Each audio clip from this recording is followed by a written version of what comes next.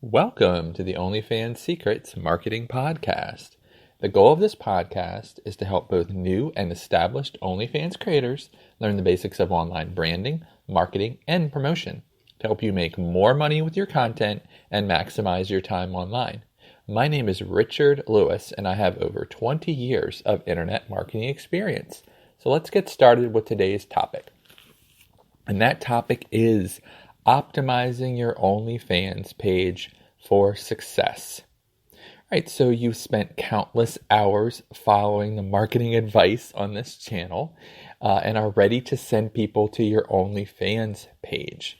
Now is the hard part, selling them. So the actual OnlyFans page itself is key to your sales process. So in this episode, we will discuss how to optimize it for success. All right, so first of all, your display name. Now, we've gone over before how your display name is different than your username. Your username is the one that is consistent, it's in your URL, but your display name is something that you can change, that you can make more interesting as time goes on, and it will not affect your overall URL or linking abilities. So one thing about your display name is it should be fun. It should be possibly sexy and to the point. So you want to go ahead and put words in there, and we've gone over before about your username and the importance of making it stand out and have it tell something to your potential subscribers about you. The same thing should be applied to your display name.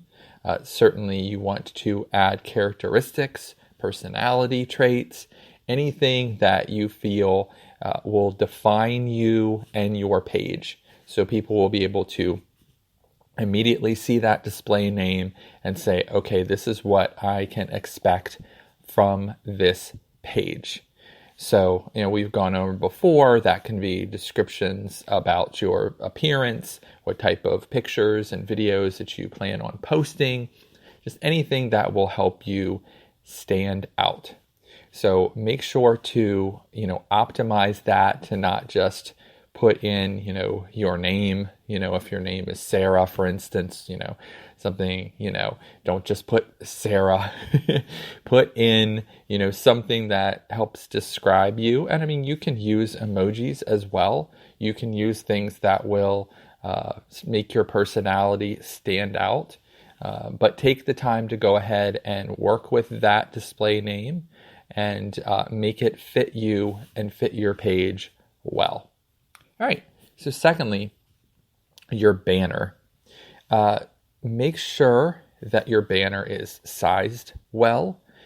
So that means, go ahead and, create that banner image and then check it on both a desktop computer as well as a mobile phone, making sure that it looks pretty good on either. Sometimes it's very difficult to get it to size correctly for both, but make sure that it looks pretty good, on either platform.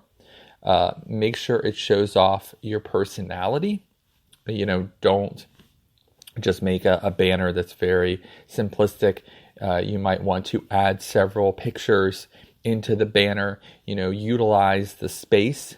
Again, make it show your personality, make it show your unique attributes. We've gone over your angle in this podcast, what your angle is, what your persona, what your brand is about. This is a great opportunity to go ahead and let people know what you are about. And that's for people who are, have not yet subscribed. So that's even more important, regardless of whether or not this is your free or paid page. Both, people will see this banner. Anyone will be able to see it. So, make sure that you utilize it. Make sure that there's nothing 18 plus, so no nudity or anything like that in your banner.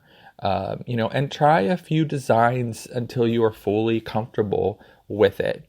Don't just, post something and then stick with it for forever. You might want to try one out, see how it works for a few days, and then, try another one out. Don't just, stick with that one concept. If you want to do some test marketing, ask current fans on your social media, say, hey, this is the banner I'm popping up on OnlyFans. What do you guys think? And, you'll definitely get some feedback from people as far as what pictures to use, or even displaying in your current social media. Again, there should be social media that's particularly designed for your OnlyFans work. So, if you're not comfortable putting on your personal social media, I wouldn't. But go ahead and let those people know and say, hey, what do you think of this banner? And if you're going to make a banner change, that's another strategy as well. People are always willing to give feedback and their opinions. And remember, the people on your social media are typically going to be more likely to be subscribers or people in the demographic that will subscribe to your OnlyFans. So they're going to give you, actual feedback from a perspective that you might not necessarily see, because you are the content creator. You're not the one, absorbing the content or viewing the content. So go ahead and work with your banner. Take the time with it and make sure that it's something that you are comfortable with, and will hopefully, tell subscribers and potential subscribers what you are all about. All right. Then your pin posts. So we've gone over before that you can pin posts at the top of your OnlyFans. I highly recommend this. Because again, these are the first things that someone's going to see when they come through. So, I definitely have suggested before an intro video. If you're wondering like what that's like, because you haven't seen one, you could go on YouTube and you can see channel intros that exist on there.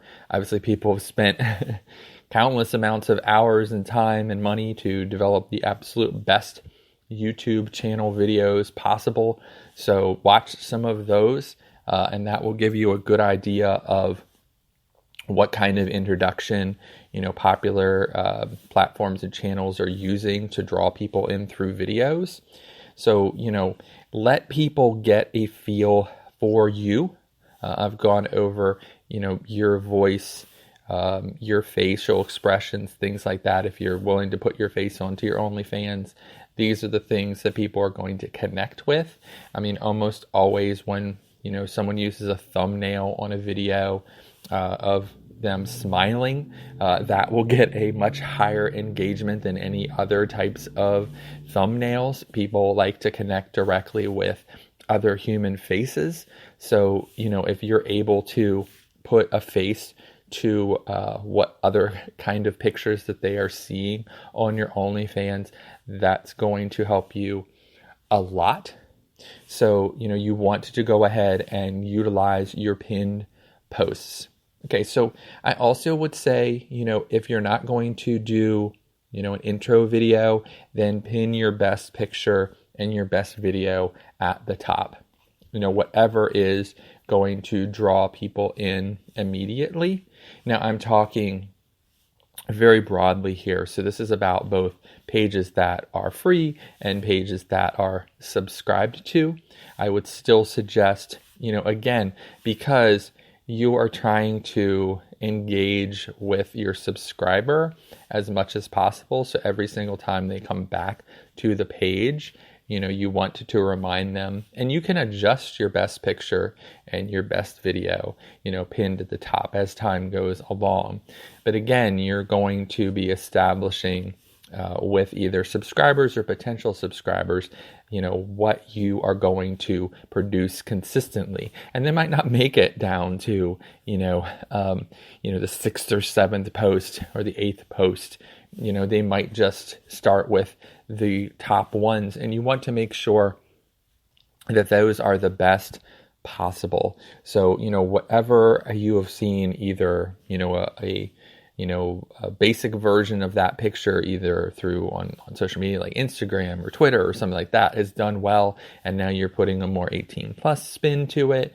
If you don't have that kind of data yet on what the best quote unquote picture is, just look back to what you've posted in the past, videos on TikTok or videos out, on the internet, on different marketing channels, what's worked for you in the past, and then take that and start with that as far as what to pin at the top.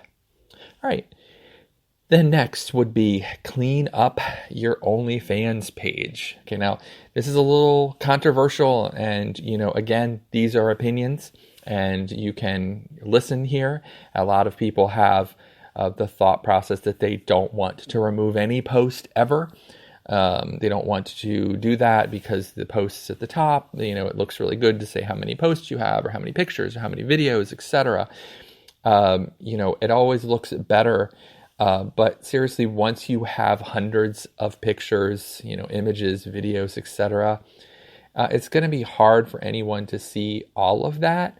So I would go ahead and schedule to clean up your OnlyFans at different times, to just make sure that it's, utilized best for marketing purposes. So, don't forget that the latest uploads are going to appear first, so if someone comes onto the OnlyFans page, either they're looking at it, you've given them a free trial of your current, paid page, or you have a free page. Just remember that when they click the image button, the video buttons, whatever the last ones you did are going to appear first. So, it's very unlikely for them to see a lot of those past videos. And so you want to go ahead and make sure, even if you have posted them in the past, to do some re-edits on some of your best, most popular pictures, because you want them to be at the top. You want that line similar, the grid on Instagram that used to be the biggest deal. It's like having that grid and what pictures are in the grid, which is basically the amount of pictures that are shown across the board when you first are on Instagram or look on someone's Instagram. They're supposed to say something about you. This is very similar for your OnlyFans. This is saying something about you. So if you have just scattered pictures, that you have posted in the last, week, and that's defining you right now to, anyone currently coming in, just to remember to, when you're cleaning up, take some of those old posts, refresh them and put them back onto your OnlyFans. Now, again, these are opinions. You do what you feel is best. But what I'm saying is that from an optimization standpoint, running always with your best images and your best videos is going to do best for you. And I do recommend cleaning out. So for instance, if you are doing you did a poll, or you did, some sort of fundraiser, or you did a whole bunch of text posts that there wasn't a lot of interaction with. If you're at a point where you can't spare 2 or 3 likes, that's a problem to begin with. So, if you're deleting something that had 2 likes on it, you're going to get those likes back. But what you're showing is that you have a more clean display for your OnlyFans when someone is scrolling down. So, if they're just looking, they didn't just click on images, they didn't click on videos. Again, you're cluttering as well. Things like pay-per-view images that you've put out. Basically, how is anyone supposed to find all the stuff you want them to find? People, and we've gone over this before about like search marketing and people paying attention to the first, listing or the first 2 listings, and everything else gets, the other take like 10% of interaction, while the first 3 listings get like 90% of interaction.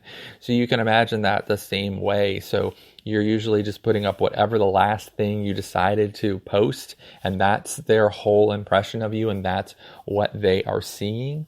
And if they try to scroll down and find other new interactive things, it's just a cluttered mess of, different posts that sounded good at the time, or different, sales you were running or whatever. Go back through